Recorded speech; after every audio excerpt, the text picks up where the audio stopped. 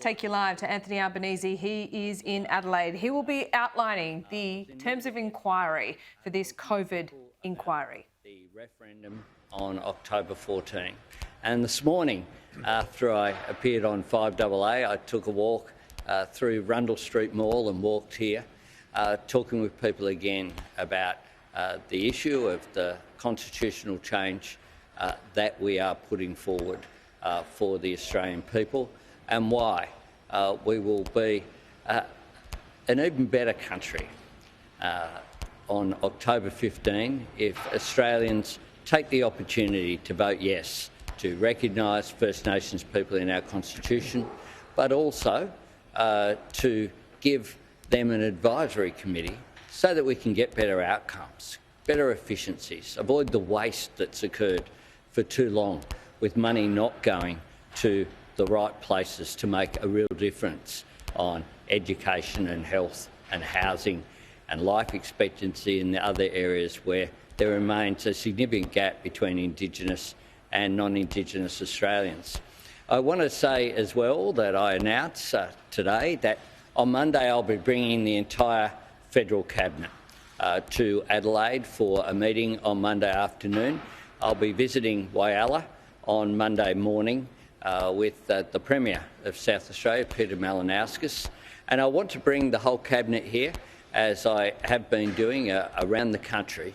I want to make sure that my cabinet understands that everything doesn't happen in Canberra, that we need to get out there and about, and that's been something that has characterised my government, engaging with people in local communities, and Premier Malinauskas will address our cabinet as well about issues surrounding South Australia, and I am really enjoying the positive partnership that I have enjoyed with Peter Malinauskas and the South Australian government going forward. Today we have an announcement of the COVID inquiry. That is important that it take place. We said before the election, and I've said since, given the enormous dislocation, the stress, the, of course, loss of life, the economic impact of the pandemic, it is appropriate that when we reached a certain period that we would have an inquiry. It's a commitment I made before the election, and one of the things that we've been doing is ticking off all those commitments that we have made. Yesterday, 5.5 million Australians enjoyed an increase to their payments.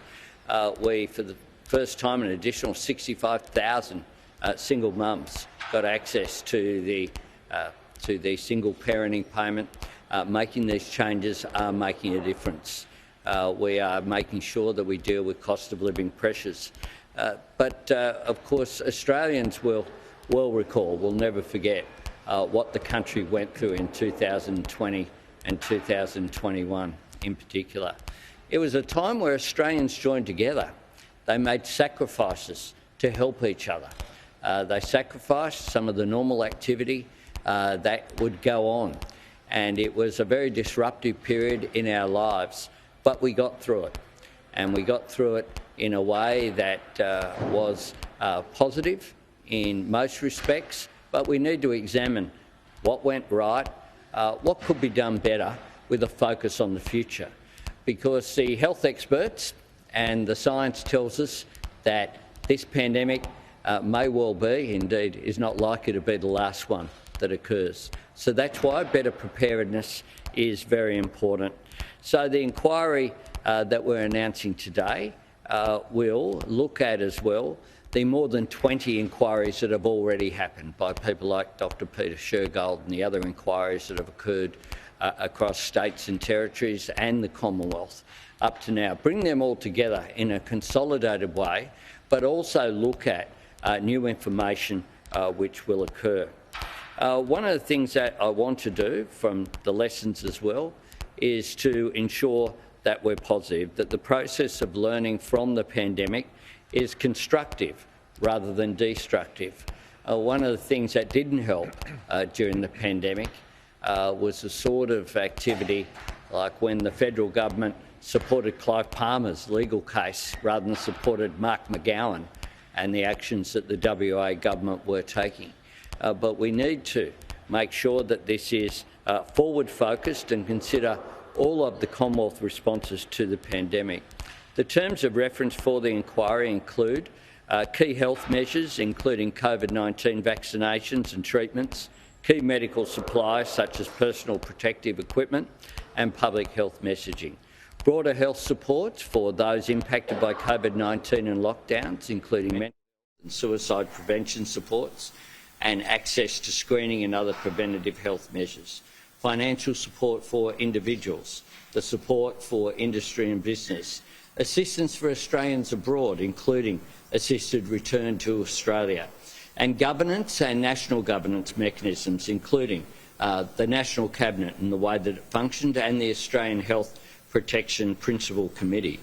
An independent panel has been appointed to conduct the inquiry, and I'm very pleased, and I want to thank the 3 individuals who've agreed to be part of this inquiry.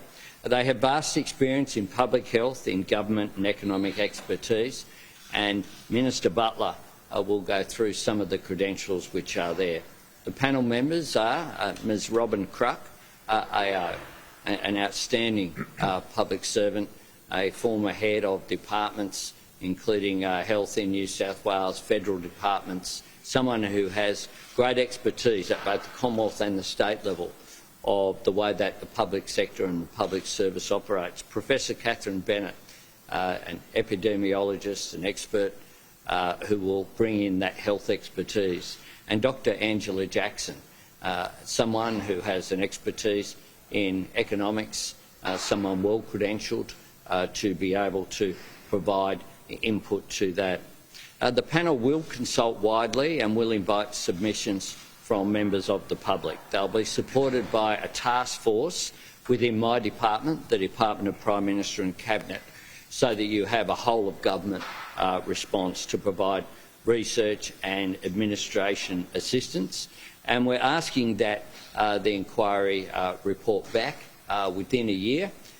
If they can do it sooner, all the better, but we're giving a 12-month time frame for that to occur.